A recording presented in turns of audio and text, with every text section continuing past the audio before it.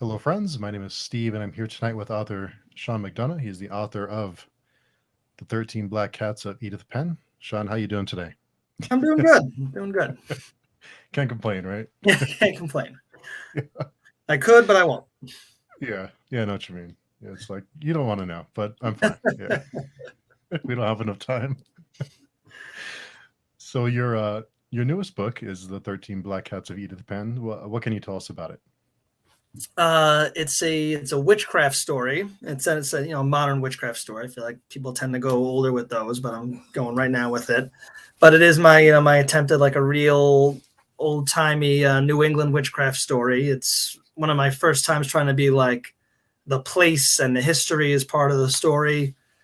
So it's got it's a tale of resurrection. There's a tale of cats, which I'm told the internet enjoys, and it's just listen, it's bloody, it's fun. All of the early reviews seem to be getting the vibe I'm going for with it. So I'm very happy with how it came out. So I'm almost afraid to ask you, but I did find myself laughing at in portions that I wasn't sure if I should be laughing or not. You know what? I always hope that there are things that I put in where like I hope people will laugh at and then feel bad about laughing at. So Uh, it's whatever it was, I'm sure it was good. Mission accomplished then, because I would laugh at parts and should I be laughing at this? Is this intentionally funny or is there something wrong with me? So that's good to You hear know what? that. I try to. That's kind of like the spot I write for. I think of my horror kind of as like slumber party horror. Like it's rated R, it's violent, it's gory. It's not really meant to be funny, but at the same time, like if you're a bunch of 14-year-olds getting together to watch a horror movie, this would be a contender if it were a movie. Yeah, That's how I look at all my stuff. I know. And I did see on your bio on Amazon that you were influenced a lot by Goosebumps when you were Yeah. younger. Is that still part of like where your brain goes when you're writing your stories? Kind of those influences? I mean, yeah, just kind of that tone. Like everything, like if you're a kid reading Goosebumps, like they're not so much scary as they are like a celebration of what is supposed to be scary. So that's kind of the tone I go for. Where if a lot of my reviews they use the term fun, and that's kind of what everything I do is fun, but it's like four people just got brutally murdered with an axe. This shouldn't be fun, but we framed it in a way that it's fun. So like that's basically what grown up Goosebumps would be like. We killed everyone, but it was a fun time. Yeah. Everyone died, but it was great. Yeah. Yeah, everyone died, but they had a good time on the way. Yeah. Exactly. So, was there a specific, what specifically influenced or kind of inspired this book, the story in this book? It's funny. Like they call it in the writing terms like you're either a plotter or a pantser, where you're either you have it all figured out or you're just gonna kind of wing stuff. I'm very much a winger, very much a pantser, and every book I write, like it starts from just one thing that I just kind of build everything off of. In this case, it was literally just like the title came into my head, The 13 Black Cats of Edith Penn, which I thought had like kind of like a cool old style, just like ominousness to it. And I just started there. And then I was like, what's going to happen next? Well, I'll find out. It's, yeah, like, I mean, really the first thing I had was, the opening where like that classic old urban legend, like the old lady dies and the cats eat her body. And then it's just, why did the cats eat her body? And then we just kind of tumble down from there. Yeah.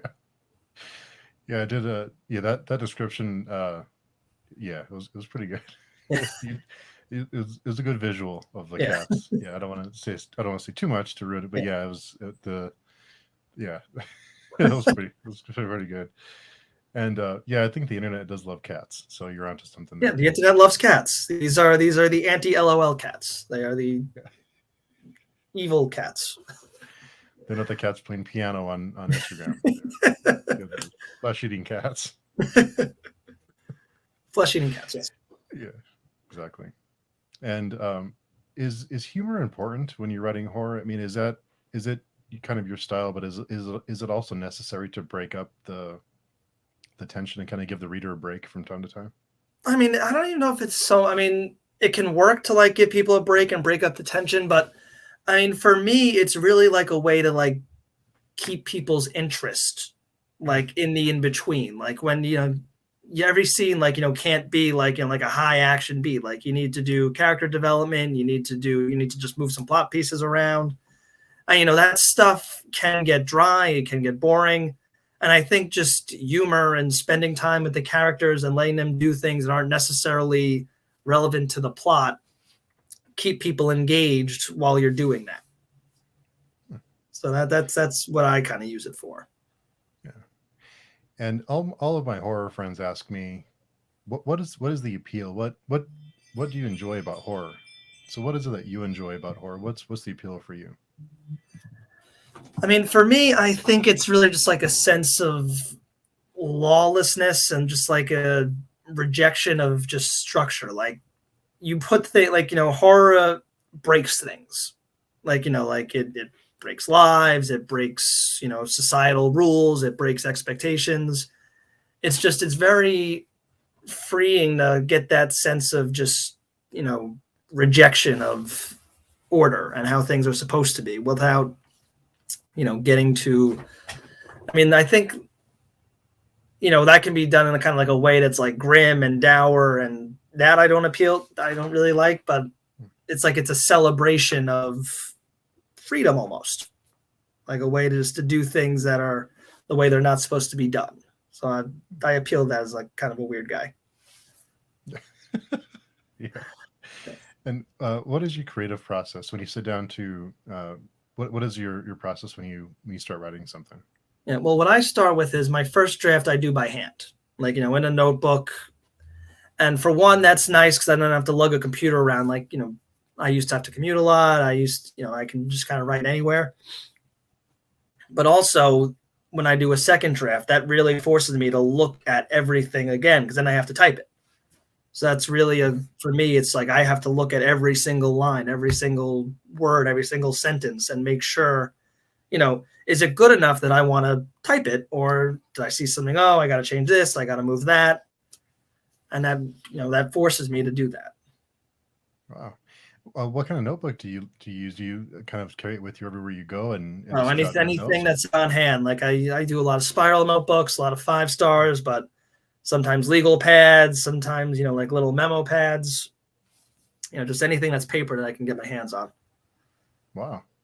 And do you decide whether you want to type it out before the story is done, or do you have a certain point that you get to where you say, yeah, I have something here, I'm going to start typing it out? I try very hard to finish things. I think just, that was something I learned early, like in the writing process when I was trying to, get my head around it. And it was like what I saw, like a lot of author advice was just learn to finish things, because it's easy to get discouraged. It's easy to quit on something, and you really don't know what you have until you're done. Once or twice I have bailed on something halfway through just because, like, I could really tell that it was not going to go anywhere. Like, I don't have, like I told you, I'm a pantser, and that's true. I don't really plot things out, but I do have in my head at least like an idea of where it's going to go. Like, there's a sense of there's something here, or there's something there. There's something in Act 3 I'm working towards. But, every now and again, it is like, maybe halfway through it, or not halfway through, but like maybe like halfway through the first act or the setting, and it's just clear, I don't have those stepping stones ahead of me to keep this moving. It's going to die on the vine. And when did you start writing? Listen, I started in high school. I was more interested in the film end of things first. Influenced by The Evil Dead, all of that. So we did like a lot of backyard movies, that kind of thing. But I just naturally kind of gravitated to the writing side of it. So as I got older, and I went to film school, and I met people who were, better directors or better whatever, that kind of just fell into my niche, because that was something I could do, and I could do it well. And then I was doing scripts for a while, trying to, break into that. And then, I got a little older. I met the woman who would, become my wife, and we wanted to move on, kind of stabilize, get things a little more steady. But I still wanted to write. So I took 1 or 2 of my script ideas and I started writing it as a book. And I always had that kind of writing sensibility. My scripts were very kind of literary, with stuff that they told me to cut out because, it ruins the flow of a script. But so it responded well. And, you know what? Just I've had fun. I've been having fun with it now for 7, 8, 9, 8 years. Oh, wow. Yeah. I mean, listen, I enjoy doing it. I've been lucky that people seem to respond to what I'm doing. So I like getting. I mean, listen, I like getting things out there. I like having a story. I like seeing people respond to it. So it's been everything I could ask for, short of a large pile of money. Yeah, one of those would be nice, but we're not there yet. Yeah. It could happen. You never know. Listen, and you really never know. But I'm over it. I mean, I don't worry about that. I don't write for that. If I was, I'd still be chasing publishers or agents. It's just I'm doing my thing. I'm blessed with a day job that pays for the bills. I get to do my stuff. I get to talk to fine folks like you. I get to go to like horror conventions and run a table for a weekend. I'm happy as a clam. Nice. And so you mentioned you don't chase publishers. Do you ever query, or do you just self-publish? And just I mean, I sent out one for 13 Black Cats of Edith Penn. I did send out one query just for the hell of it, and never heard anything back. But it's just, I mean, it really, I never really liked doing that, like with like scripts, trying to send queries to agents, trying to send short stories to magazines, trying to, I mean, it is I'll be honest, it is kind of like an ego thing. Because, again, we're all speaking a little bit of ego here. I'm good. I recognize that I'm a good writer. People respond to what I do well. I have a style. Mm-hmm. To send to those places, it's like essentially asking them to acknowledge that you're good enough. And I mean, really, that's not what it. I mean, obviously, at a certain level, you do have to have some level of competence to get picked and published and blah blah blah. But it's also like they're looking at it from 8 different parameters of what they want, what's going to do this, what's going to do that. I don't like submitting myself to it. It's just, I know what I've got is pretty good. I'm going to put it out there. Some people will enjoy it, and that's it. Yeah, it seems like even if it's a great book, if it doesn't hit certain criteria, then they're just not interested. If if a certain story, a part of the story isn't what's hot right now, then they'll pass, even if it's a good story. I mean, there's something I held on to. It's, when I was working in Los Angeles, trying to do scripts, I was working as like a production assistant, which, is just a glorified gopher. It's not much of anything. But I was working on like a low budget movie, like super low. It's on Tubi for free now. It's not good. But there was this actor who was on it, and like he was a very old guy. So, listen, he's essentially like retired, but just doing this, for his old, whatever. And, we're sitting outside his little rental trailer one day, and we're just he's just shooting the shit with everyone because he's old. He doesn't care anymore. He'll talk to the PAs. He told us this story. He was like, I was auditioning for a commercial. It was a Toyota commercial, and I got it, and it was a good commercial. Like it ran, got popular, ran for like 2 years. I made a lot of money, little residuals. And he says like that same week I had 3 other auditions, and I didn't get one of those jobs. And he's like, I wasn't any better or worse of an actor doing those auditions. I just wasn't what they were looking for. And that's something I always kind of held on to. It's like at a certain level with these submissions, it's not about if you're good or bad. It's just, are you what they're looking for? And just, I'm really not interested in being what someone's looking for. Yeah. And that's why I love self-publishing, because it's what the writer or the creator, whatever it is, intended it to be. And it's not changed, or whether it's good or bad, or I enjoy it or not, I still appreciate that it's what they wanted to make. So that's exactly about it. And querying, I never realized how soul crushing it must be for people who query all the time and they wait for sometimes and it takes so much effort. I mean, like, listen, you can't just write one boilerplate thing and just send it out and be done with it. Like, you have to tailor it and find spend time looking for places that are open, soliciting queries. And like you said, it's a lot of running into a wall. And it's time you could spend writing, or it's time you could spend trying to get on a podcast, or it's time you could spend, doing social media marketing. I mean, it's just, most people have finite effort, especially if they have a day job. So it's just a matter of how you want to prioritize. Yeah, it sounds really frustrating. I respect the people who do it, but listen, there's no one right way to do things. I'm just, outlining my own thought process and what works for me. Like, but yeah, that's just where I came down on it. Yeah, I don't have the talent to be a writer, but if I did do it, then I would go self-publishing. I would just do what I wanted to do, and if it were, and like you said, if people respond to it, then great. If not, then Yeah. and they don't. Yeah, so I respect that. Do you think horror as a genre is accessible for most people? I mean, like, do they like? Is it? Do you mean like in the sense that it's easy to find, or in the sense that it's easy for people to, get into, like, in terms of like gatekeepers and stuff like that? Yeah, like it's easy for people to get into who aren't normally into horror, because I I mean, think some people, I would say, yeah. I mean, I mean, you know this as well as I do. I mean, the horror community, for the most part, is just like, in my experience, just exceedingly welcoming. It's just kind of like, you want to get in here, and like, I think it's like it's part of, like, recognizing on some of this is all like very weird shit. So it's just like, do you like some weird shit? All right, come on in. Come, let's talk about some weird shit. yeah. And it is really strange to me that, like you said, the horror community is just really friendly and welcome. You wouldn't expect that. Yeah, but yeah, if it's it's like a lot of like these like real misfit communities, like the horror community, the metal community. It's just like it's like a very much like a protective, like kind of like outer front, and then if you get through it, it's just like a bunch of teddy bears. Yeah. It's just you just got to get in. You just got to get through that that outer layer of weird spooky shit. Yeah, exactly. Yeah. And you mentioned spending time marketing on social media. How do you stand out, or how do you get your book out there and kind of let people know that it's there?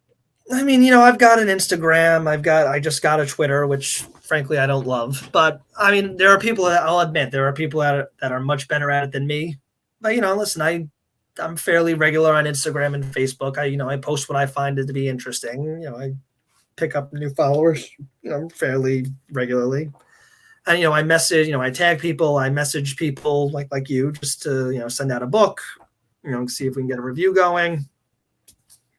I mean, again, it helps that, like, I think what I put out is fairly interesting, so people tend to respond relatively well. Give it a look, give it a read, and that's the much the extent of it. I know there are people who are better at it than me, but I keep active. Yeah, it seems like it'd be tough to have a constant presence. Yeah, I mean, again, I think it's probably just a lot of effort. Like, you have to be, like, always on it. Like, find something to post, find something to tag. And it's just, I mean, I do it when I find something I think is interesting, not like compulsively just doing it to do it, which is what you have to do if you really want to get one of these like big followings. Yeah. It sounds like a lot of time investment. Yeah. And how do you deal with, I know a lot of your reviews, I was looking at your other reviews, and a lot of them are really positive. Yeah. But ultimately you're going to run into someone who didn't enjoy it for whatever reason. How do you deal with that? How do you kind of process that? I mean, listen, it's like I said, I'm in this just to, put stuff out there and see what people say. If they say something not good, then like the old man on the movie set said, like, it just wasn't for them. Yeah. And what's some of the best advice you've received as you started writing? Like I said, make sure you finish things. Don't quit on things, and it's almost like like a stereotype, but it's true. Just keep doing it. Keep writing. Keep creating things, and just make sure you keep them going. Do you have someone that you kind of bounce ideas off of as you're writing, as you're crafting your stories, or someone that reads like a beta reader that reads your books? I do have a steady beta reader who is someone I met in college. She's, we went to film school together, and it's funny. Like, I mean, obviously we're friendly because, it's now more years later than I care to remember, I guess almost 15 years now, but we don't talk regularly. It's just like, if I have a script, if I have a book, I'll send it to her. If she has a script, she'll send it to me. And we've been doing this for over a decade, but that's just the extent of our relationship. Which, now that I say it out loud, I mean, maybe that actually helps in the sense that, because we're not like best friends. Like, we can be honest with each other in a way that we couldn't be, like, if I have to see you for drinks on Saturday and I really don't like what you did over here. Yeah. So, it's a good relationship, like, she's familiar with my work, I'm familiar with hers, and I think we give each other good feedback. Yeah, you avoid those awkward moments. Yeah, I actually owe her an email now that I'm thinking about it. She sent me something I got to take a look at, so I got to respond to that. And you mentioned you went to film school. Do you have any favorite movies? Oh yeah, of course. I mean, I'm a big fan of Nightmare on Elm Street, Evil Dead, Friday the 13th. Really, I'm a fan of the classics. The 80s classics. Yeah. Is that because you grew up in that era, or is it because you just kind of go back to those movies? I'm a little younger than that. Give me a little credit here. No, I mean, I was really more of a 90s kid, but it's just, I think the 80s horror, I gravitate, we're talking about that tone of like trying to make it fun and being excessive and going over the top. And the 80s was that style. So I think that's what I gravitate to. Like, we speak the same language. Like, I'm a big collector of used books. I look for the stuff from the 80s, like, the horror paperback boom where, you just had skeletons on the cover and, red dripping blood letters, like all this. There was 80s horror has a shamelessness to it. Yeah. Like, it's not trying to be grounded. It's not trying to actually be like extreme. It's just like trying to be as like over the top and shamelessly bloody as possible, but like in a fun way. Like, we're not trying to have a bad time. We're trying to have a good time. Yeah. It seems like that's kind of common for the 80s with the music and the culture. It was very much, it was very much that era of time where just like no one had the grace to be ashamed of themselves. And it turned out in a good way for a lot of stuff, maybe not for everything, but for the entertainment, it was just like no one stopped to think, do I look ridiculous right now? And that came up with a lot of good stuff. Lots of hairspray and eyeliner in the music industry back then. Yeah. Someone should have asked themselves that. Yeah. And what makes a good story? I think energy. Energy is whether something is good, whether something is like traditionally good or traditionally bad. Like, if you talk about like so bad it's good. I mean, what brings that happen is energy. No one was half-assing it. No one was just trying to cash a paycheck. Like, whatever someone's ability was, like, it's a good story if you can tell people gave this thing 110%. I mean, like, about The Room, right? The Tommy Wiseau, have you not heard of The Room? No, I haven't. Oh, anyone in the it. comments, please tell this man to go see The Room. I mean, all right. Very briefly, it's this cult movie from the early 2000s. This guy Tommy Wiseau, I might not even be pronouncing his last name right. Oh yeah, I know. Okay, yeah, the So Bad It's Good movie. Yeah, but listen, it's a god awful technical piece of work. Like, nothing in it is competent in any way possible. But this was a man who wanted nothing more in this world than to make that movie, and he did. And that's the reason why it has that life that it's taken on, because you can tell, like, there was effort put into this. Like, no one phoned this in. Like, this was the best they could do. And while it wasn't good, it just, people responded to that enthusiasm. And that's what, like, I think all the best horror has, even from the best of the best to the worst of the worst, the good ones are the ones where people tried. Yeah. Yeah. People can tell that when you try. Yeah. So I guess he has that going for him, but I think they made a mockumentary of that movie, right? Recently. Well, it's even a mockumentary. It's not even necessarily a mockumentary. Yeah, it's The Disaster Artist, and which I saw, and I kind of loved, because it kind of brought me back to like my youth and like trying to be in that industry and trying to make something, and it captured that spirit. Like, the movie doesn't mince words. The guy's a goddamn lunatic, but like they keyed in on that. He wanted to do this because he loved it. And like it turns into a celebration of trying to do that. Like, just enjoying the work and enjoying what you're doing. Yeah, well, he has that going for him, I guess. I'll have to watch it, because I've always heard about it, but I've never enjoyed those movies that they're so bad they're good kind of thing. Like, it just doesn't. You might find an exception for this one. Yeah.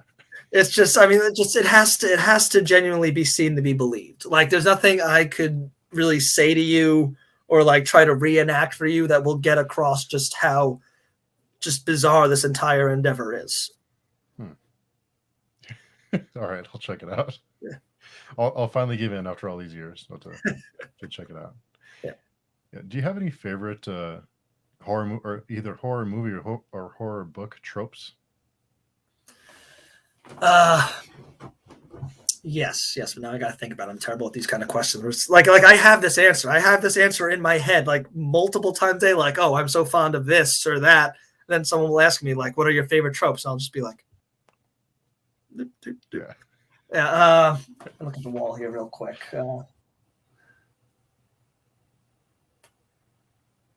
I mean, I'm a fan of, I don't know if it's really a trope. I'm a fan of slashers. I'm a fan of summer. I'm basically going to describe Friday the 13th, but like I like summer camps. I like like young adults. I like parties. I like here's a real trope. I'm a real fan of like I don't know if this is really a trope, but like I love it when no one really, like, everyone should know that something terrible is happening and just nobody does. It's like, like you're in the house where the blood is dripping down the walls and it's just like, get out. And they're like, oh no, this is a great house. I love this house. It's, get out. What are you doing? I just love that sense of just like, the train is coming. You're on the tracks and just nobody's moving. Like it builds anticipation of it's coming. It's coming for you. It is coming for you, definitely. Yeah, that's and it's funny that a lot of the movies now, like a lot of the horror movies are based in the 80s or early 90s because now there's so much technology that you can't really put people in an impossible position because everyone has a cell phone. Yeah, it gets, and that's something I've had to deal with, and I'm just like, oh, it's, but that's actually a kind of a challenge I enjoy, because like you do have to crack it, but like and once or twice I've been lazy. I'm just like, oh, you're in the ghost theme park and cell phones don't work because the ghost said so. But like in one of my books, Rock and Roll Death Trip, I engineered it that like he left his phone in a in a box, and in another one, I set up so like, yeah, they could call out, and they call for help, but they're trapped in the middle of a snowstorm. So yeah, they called for help. Nobody's coming. You can't get to anyone. So that's like a fun nut to crack. It's like it's something you have to solve, but if you work at it, you can find a way without just resorting to, oh, no signal here in this one place where there's no signals. Yeah. Yeah, it seems like that's a go-to. That's an easy way out. That's the lazy one. The lazy one is no signal. If you put a little work into it, more often than not, you can find some way to actually solve that in a way that's interesting. Yeah. And you mentioned The Evil Dead being one of the influential movies for you. Did you watch I don't know if you want to call it a remake, but the one that came out, I don't know, about 10 years ago? Yeah, you know what? Not only did I watch that one, that came out the weekend of my wedding. And the rehearsal was Friday night. And like I told my groomsmen, who were all, weirdos, I'm just like, all right, before the rehearsal dinner, we're all just going to go see The Evil Dead because I want to get that out of the way. And that's what we did. So, yeah, I enjoyed that one. It was a good kind of remake. It did its own thing, but it still spoke to the original. It was creepy. It was fun. I was a fan of that. Yeah, I enjoyed it. I thought it was like you said, it was different enough that it wasn't just a rehash. Yeah. So a surprisingly good remake. Did you see the Child's Play remake? I haven't, but I've heard good things about it. Again, it like different enough to be its own thing, and not a bad thing. Like it could have just been its own movie. Like it didn't necessarily need to be a Child's Play reboot. It could have done its own thing on its own two legs and been, like a good time. So I would suggest that one. It's worth checking out. Did you watch there was a new series, right? Chucky? Yeah, I got 2 episodes left to go. Me and my wife, we have it on the DVR, and we've been pecking our way through it. It's again, that's the opposite of not different, but really just like speaking to, at this point, 20, 30 years of Chucky and really having fun with the whole history of the lineage. I've enjoyed it. But the thing is, like I said, I've enjoyed it. I've liked it.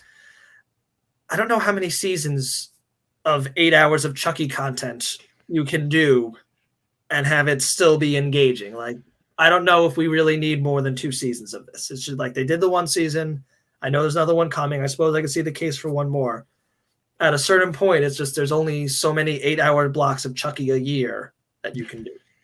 Yeah. Yeah. And I think part of it, one of the reasons I've avoided some of those movies, just because I'm kind of burnt out on the nostalgia of, everything is a remake, or there's a new Matrix movie. And Yeah. I don't know. It's a little, let's tell some new stories. And there's so many great stories to tell. Yeah. And it's just too bad that I think, and you probably know this better than I do, but it seems like studios are risk adverse. Yeah, no, it's just now. it's all brand recognition, and you do get some good stories out of it because it's people trying to look back. I mean, there are different things you can do with a property 20 years later, like, just different life experiences, different world. So I'm not necessarily against it all the time, but like you said, it's everywhere, and like, every streaming service is just like, what did we do 30 years ago that someone wants to see more of? Saved by the Bell, fuck it, sure, we're back to school. Yeah. It's just everyone's like, so, it's the content machine. You gotta find shit that people will watch, and you gotta find shit that people will pony up $7 a month for. And the easiest way to do that is to be like, oh, you kids like the Matrix, right? Here's some more Matrix. Yeah. And it's funny because like a service like Netflix, they have so much content, it's almost hard to keep up. There's so much. You can't. I mean, I'm a big horror fan. I'm a big horror reader. I mean, part of it is just, I'm older. There's only so much time, but you can't humanly keep up with all this stuff. Yeah. I mean, there's like 6 movies that I'd like to watch, or 6 shows I'd like to check out. And it's just, unless you're going to commit yourself to like a movie a night, or, a binge watch every weekend, you can't do it all. I mean, I've got 2 kids. I'm trying to write a book. I can't see everything, even if I'd like to. And I'd like to see more stuff, but it's just, you can't do it. Yeah. It's hard to keep up. Yeah. What are some of the movies on your list that you'd like to see? I'm halfway through Night Teeth on Netflix, like the vampire thing. And again, like, I've watched half of it. I like it. I want to finish it. And it's just like, nope, can't find that hour. I mean, I want to see that. There's this, and I haven't even read the book yet, but like Adam Neville did this book, The Ritual, that's got a movie version on Netflix. And like, I've seen like one creepy clip for it. I'm just like, that looks awesome as shit. I'll watch all of that. And then I've never even turned it on. I mean, it's just, I would like to own Shudder, the network, but I can't convince my wife to pony up the extra $5 a month for one more streaming service we don't use. Yeah. It's just, there's too much stuff. There's a lot of stuff. Yeah. It's tough to get another streaming service when you can't keep up with the ones you have. Yeah. Yeah, it's tough. What are some of the TV shows that you like to see? The newer ones. I'd like to finish Chucky. I'd like to find the 2 hours to finish Chucky. I really like the Creep Show that they do, but again, because I don't have Shudder, I have to wait for the season to finish so it can show up on Amazon about 8 months after it wraps up. But that's a nice. I mean, Creep Show lends itself very well to becoming a TV show because it was already an anthology. Now it's just a matter of that we do 8 of them instead of 3 of them, and it's like, checks out, carry on. Yeah. And you mentioned music. Do you have any favorite, or do you listen to music while you write? Oh yeah, no. If a book's going, I know a book's going well when I take the time to make a playlist for it. So yeah, no, we do. Yeah, definitely do a lot of music while I'm writing. Have you ever shared those playlists with your readers? Yeah, no, again, the social media, like, that's always a little thing, a little blurb I do, like, oh, this is the playlist for that one. This is the playlist for this one. So yeah, no, I kick those out there. Yeah, that's pretty fun. I think it's cool as a reader. It's cool to kind of just listen to what inspired the. Yeah, and it speaks to the tone you're trying to set up. Like my first book was Beverly Kills, which is it's a teen coming of age story where the main girl is a serial killing cheerleader. So, but like the playlist, like it's half, like Rob Zombie, Living Dead Girl, Wednesday 13th, put your death mask on. And the other half is like, teen pop, because I'm trying to keep this. One of the things in the book is, the bounce between the worlds. So like I needed that vibe. I gotta get some Britney Spears in here. So we're feeling that side of things. From Rob Zombie to Britney Spears. That's a good. Yeah. That's a good that was the book. So I needed to match that tone. Nice. 13 Black Cats of Edith Penn was just like a lot of just very scary sounding women, like just like raw, forceful, like Nico Vega, Within Temptation, just scary women. Yeah. What are your thoughts on Rob Zombie as a movie director? You know what? Visually, I think he's very good. Like, he does, like, he's not boring. He does a lot of stuff with color, with angles, with music. Obviously he's a phenomenal, he knows how to, build a scene and match music to it. He shouldn't be writing his own stuff. Like, he should just be like, he should find some scripts that someone else wrote and think like, that's cool. I'm going to take my style and apply it to that. But his writing is just, how many hillbillies can you have? Yeah. I mean, I'm excited for his Monsters movie because, like, again, like, he clearly has like a love for the material, and I think he's gonna make a good time with it. He's making a Monsters movie? I didn't know that. Yeah. Oh, He's into it. Like, there's pictures. Like, the cast is cast. The house is built. He's rocking and rolling on that thing. Oh man, I'm out of the loop. I didn't know that he was doing that. Yeah, no. Again, listen, I'll give him a shot. I mean, I think he's it's up his alley. Nice. And you being a fan of 80s horror, what did you feel about his Halloween movies? Did you enjoy those?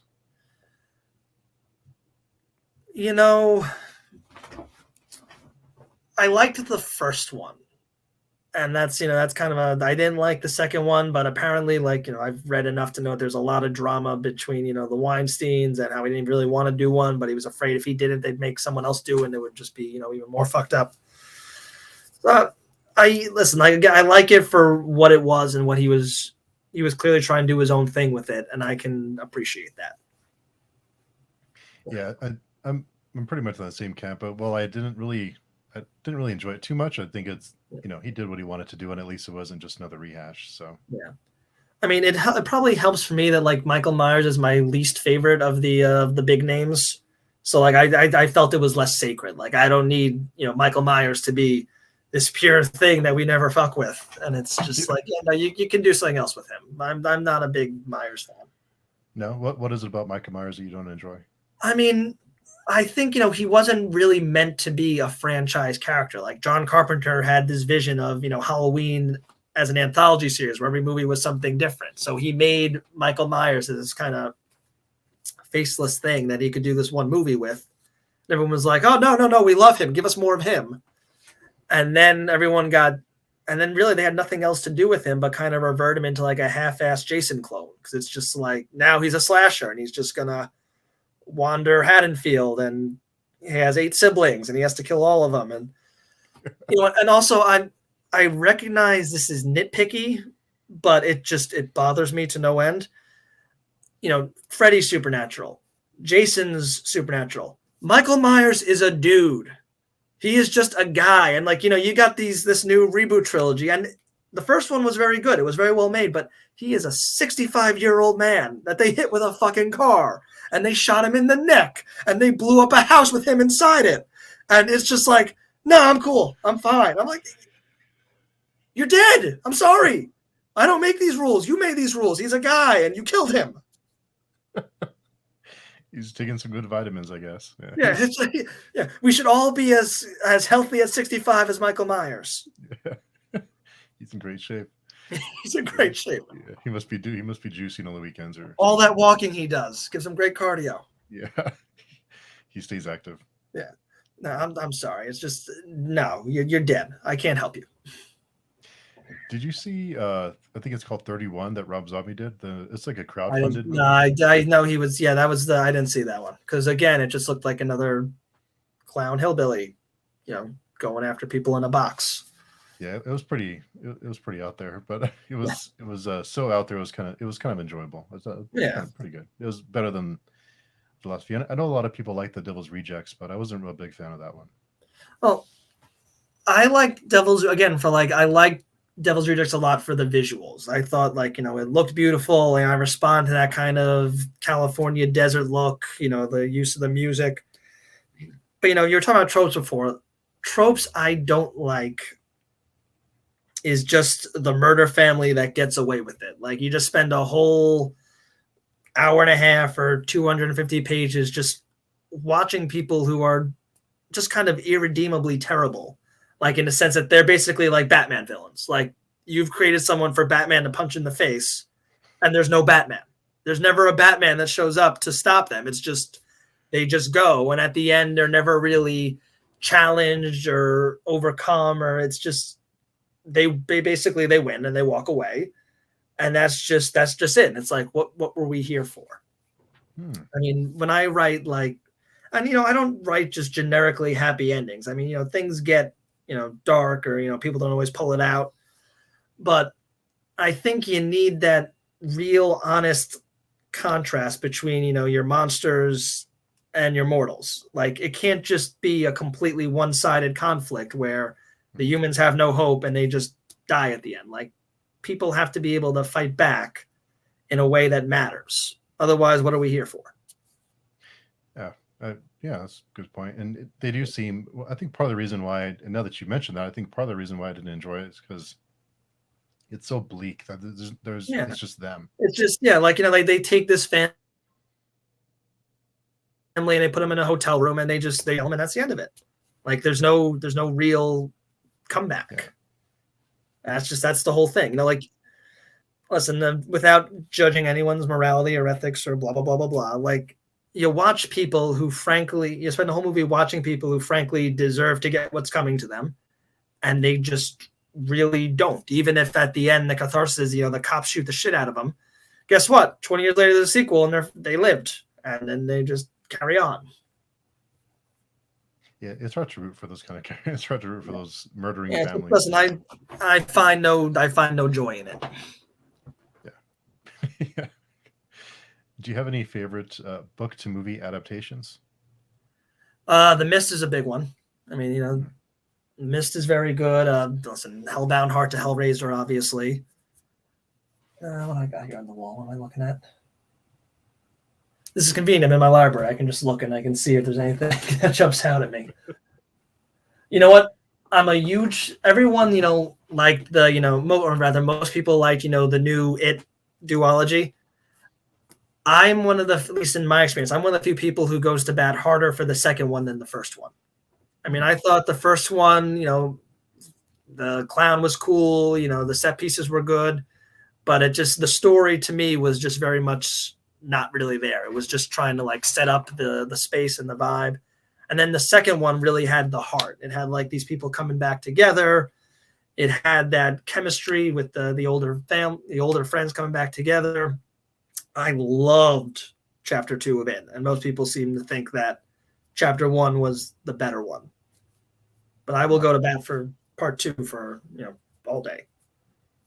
Do you prefer the miniseries? I think it was in the early '90s, or the duology, the movies? No, I go for the duology. I mean, listen, Tim Curry as Pennywise is Tim Curry as Pennywise, but the miniseries doesn't really engage with, I think, really just like the meat and the heart of the story, and I guess the fierceness of it, like just the ferocity of the clown, and honestly, just like even these kids and how deeply they felt for each other and what they were trying to do as they fought back, and just like it kind of glosses over the weirdness of, listen, at the end, and honestly, the movie kind of tanks the ending too, but like the book, obviously, like there's this whole weird to do with the deadlights, and it's a spider but it's not really a spider, and we gotta the silver doesn't really kill it.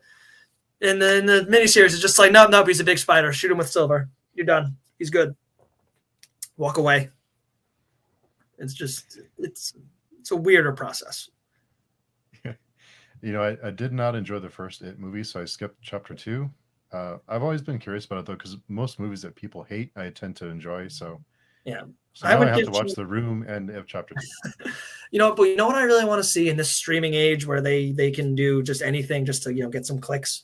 Someone needs to take It chapter 1 and It chapter 2 and just edit them together into like the way the book does, where you're in the 80s and then you're in the present and you just spend the whole movie the whole book bouncing back and forth. Someone needs to do that to the It movies. Just give me a 4-hour cut that is just the two movies spliced together in time, bouncing around, and I think that would be like a freaking magnum opus. Just give it to me. I want it. I want to see that. We could probably start an online campaign for that. Yeah, we could do that. Yeah. Release the full cut. Yeah, release the full It cut or something. Yeah. Something we have to think of something. Hashtag give me it. Hashtag give me it. I like that. Give me all of it. It can it could happen. It could happen, definitely. That's actually a really good idea. And you mentioned I have to start this. I might have to, as soon as we hang up, I might have to take some pictures on the social media, on the Insta, and I'm gonna hashtag it, and I'm gonna have to tag you, and we're gonna start this. Yeah, I'm not on Instagram, but I keep wondering if I should. I should be, but this would be your reason to do it. You start an Instagram, and then we'll get a hashtag going. I'll have to start. I'll start an Instagram tonight. Yeah, I've been thinking about it. So I will be your first friend. What better reason? What better reason than to? Right on. I'll do that. You mentioned The Mist being one of your favorite adaptations. Do you prefer the end of the movie or the end of the book? You know what? It goes against my natural instinct because, like I told you, I believe in hope, and I don't like just a completely bleak ending. But I mean, that Mist ending is it's so well done. It's just the movie. The movie. I mean, it's so well put together, and it just hits you like a hammer. How what he did, and if he'd held out just 2 more minutes, I mean, it's just I gotta go with the movie because it's just there are times when you have your preferences, and there are times when the execution is just so good your preferences don't matter, and that ending is one of them. You can't say no against it. Are you one of the readers that think that Stephen King is bad at endings?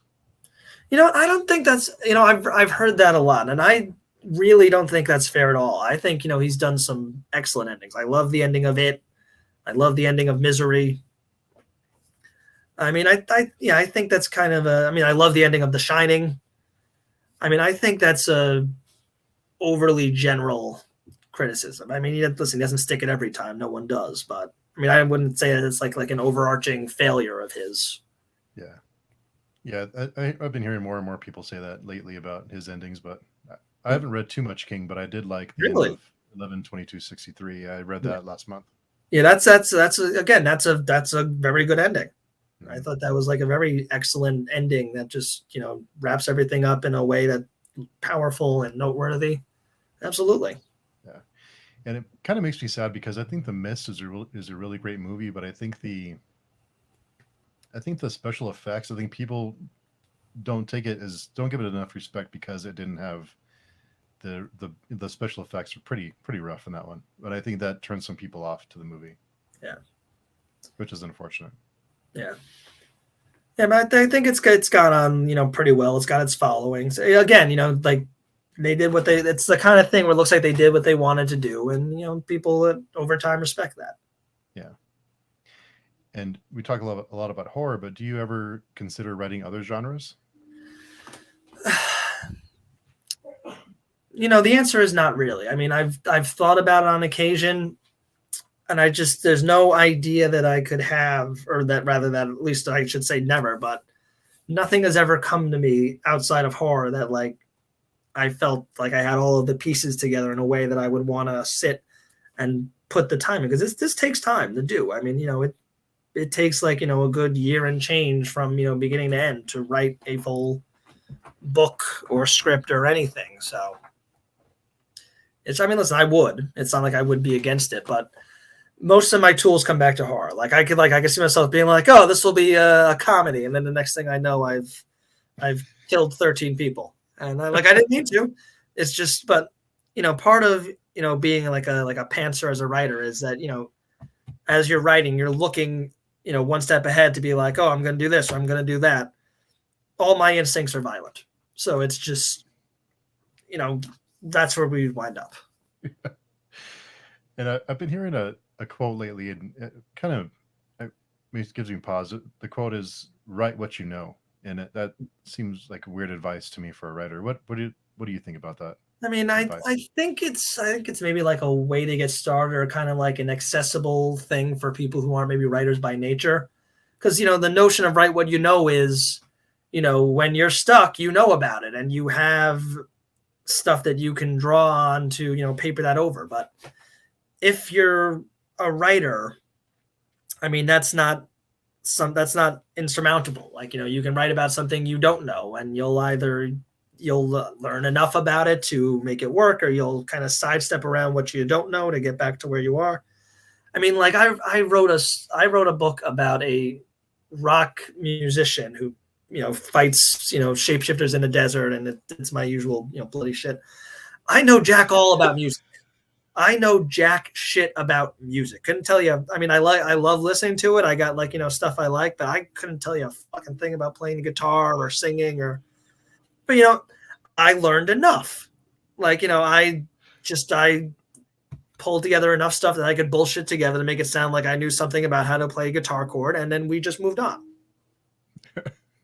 So it's just, I guess my final summation is it's helpful for beginners, but if you're gonna write for real, be prepared to write about what you don't know.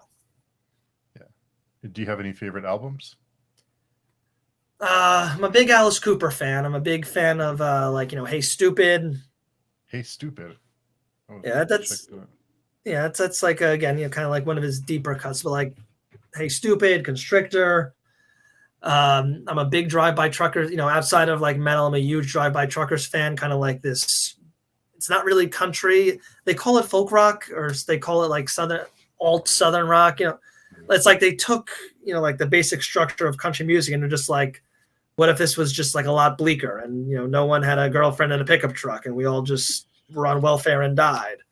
And it's deep, and it's listen, the Drive-By Truckers whole discography. Give me the Dirty South, Southern rock opera. Yeah, a lot of good stuff there. Checking this out right now. Alternative country Southern rock band. Yeah. Okay. Cool. Yeah, that's what they call it. It's alternative country is this catch-all for country, but not like that. Not like that radio country.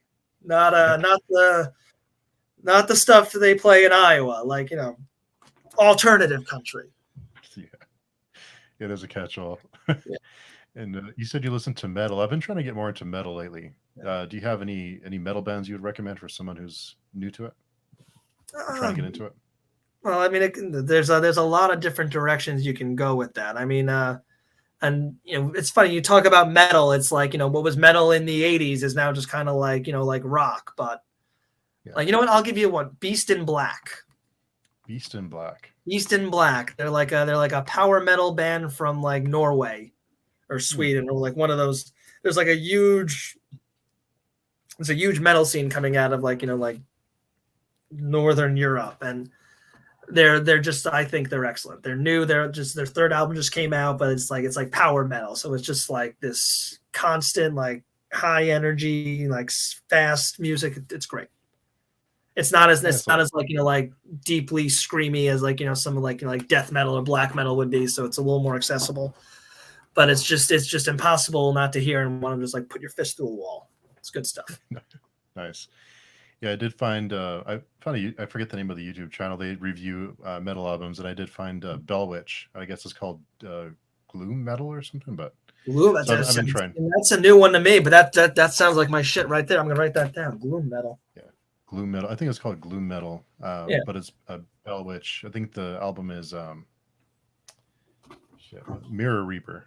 Yeah, I mean, music is just something that I really love. I love listening to music. I like driving and just having stuff on the radio. But I know none. I know none of the specifics, like none of the what makes this genre that genre. Or what, I'm just like, no, this is good. This one here I like, and like I can't tell you a band name, like band members or history or anything. It's just, but I like it. I know what I like, and I like it, and that's enough for me when it comes to music. And I did notice that you're in a horror anthology, Books of Horror Community Anthology. Yeah. Do you write a lot of short stories? You know what? I really don't. I frankly don't much like writing short stories at all. Just it's not, for whatever reason, my skill set, it doesn't translate well. I feel like I kind of like to amble as I write. So I'd like take a little time setting up characters, and short stories really, like a lot of them are built around like an underlying theme or a metaphor. Like there's like a key thing that they have that they want to get across. And I don't write well encapsulated like that. I just kind of need to stretch out and play with a bunch of different stuff. But Books of Horror is a Facebook group. And for my money, it is the best horror group, really the best horror gathering of people that I've ever seen. Like it's a book group where people can, like self-promote, which I do fairly regularly, but like it's not just overwhelmed by people pushing their own stuff. It's a lot of great conversations. It's a lot of real love for the genre. It's not a lot of fighting, which is very hard to find on a social media site, but it is the best place to be for horror I've found. And, there's enough writers in the group that they put together, an anthology. And I was like, for them, I want to get in on this. But even then, I like them, but, they're on like volume 3 now. I've only submitted to the first one just because I don't like writing short stories, and I typically don't have something lying around to submit. Oh, wow. Yeah. You're the first I think you're one of the first people to tell me that they enjoy Facebook groups, writing Facebook writers groups. So that's great. Yeah, well, because a lot of them are just like, like no one's really having a conversation. Everyone's just trying to, shovel out whatever they're trying to promote. So like this place is like an actual place. It's like what this is, like the Facebook proof of concept. Like this is what it's supposed to be. Like you all just like talking about horror books, and you just sit here and you talk about them, and no one is racist, and no one is calling each other names, and it's just you just hang out in peace. Like we've cracked a code somehow. In that group, we've cracked some kind of code, and it's just It works. It's great when you find those little pockets of the internet of just decent people. It's like this is what it's supposed to be. Yeah, we're good here. Yeah, it almost takes a little bit of time to kind of relax in those kind of places. Yeah, just because you're so used to the negativity. Yeah, no, but it's that's just it. It's a very not negative place, and it's one of my favorite spots to hang out. Oh, right on. What was that called again? I can add Books of Horror. Books of It's Horror. just called Books of Horror. That's it. Okay. Yeah, but listen, I've just met a lot of very cool people there. So. Oh, nice. Let me get that. And for aspiring writers or people who are just getting started, do you have any advice for them? If someone came to you and said, "Sean, I'm getting started. What's your advice for me?" Well, not to really repeat myself, but finish things. Whatever, especially if you're a new writer, and listen, you are not going to walk out there and hit a home run bestseller on your first attempt at writing. So just learn how to finish things. So you start a story, whether it's short, and listen, it'll probably be fairly short. You're trying to write a novel the first time because you're learning. Like you need to learn the process, and that means learning it from the beginning to the end. And it's just the most important thing you can do. Because then you carry that with you. You don't get discouraged and quit things halfway through, leaving after you finish your first one. You've learned to work through the process. So I think that's very important. And I do have, before I let you go, I do have a few questions that I try and ask during every conversation. So the first one is, if the zombie apocalypse happened today, what would be your weapon of choice? Steamroller. Just get up there high and just go. And do you prefer your zombies fast or slow? If you're watching, not if you're trying to survive, but if you're watching them. I would say, actually, you know what? I'm gonna go fast. I'm not a huge zombie person in general, but I appreciate some quick zombies. Yeah. Seems like they're it's easier to build tension with them. Yeah. The sense of danger. Yeah. So the next one is, what was your first job? I worked at a farm market as just as a stock boy, just kind of hauling apples. I should mention I live in the suburbs. I did not grow up in the sticks, but I worked at a farm market. That was my first job. What lessons did you learn from that job? I mean, you learn how to, it was kind of like a folksy place. I learned how to talk to people. I learned how to, get comfortable. And, I learned how to, just do like physical work. I mean, I'm not sure, not a lot of 14-year-olds anymore do that, but it was labor. Like, you were carrying stuff in, you were carrying stuff out. We had like an actual field in the back that, you had to like pick green beans sometimes. And I think it's good to have an appreciation for just like, sometimes you just work with, your hands and your body. And it's just, it's good to have that comfort doing that. Because sometimes you got to just deal with shit. Yeah. That's true. Yeah. Sometimes you have to deal with shit. Some good life advice.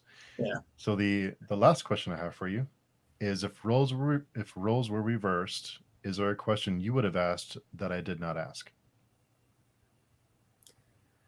You know what? No, but I am going to give you some kudos for not asking like a lot of like the obvious, podcaster questions like, oh, where'd you get your ideas? It's just like, no, this has been good. It's been very good. Cool. Yeah, I try and improve the repertoire with new questions. So, it's good to. I try to mix things up. I try not to do the same thing over and over again. There's certain things that like kind of hard to avoid, but I try to not be too predictable. But well, it did very well. Cool. Thank you. So. I will leave all your information down below, but where can people find you? Where's good places to connect with you and find your work? I mean, you can find me on Facebook as Sean McDonough Horror Author. You can find me on Instagram at House of the Boogeyman. All my stuff's on Amazon. If you message me directly on social media, I sell signed copies myself. So I'll give you whatever you like. And those are the good spots.